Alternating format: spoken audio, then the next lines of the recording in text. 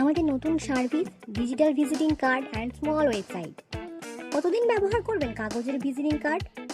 আপনার ব্যবসাকে উন্নত করে তুলতে আমরা নিয়ে এলাম ডিজিটাল ভিজিটিং কার্ড, যেখানে আপনি আপনার পছন্দ মতো থিম ব্যবহার করতে পারবেন।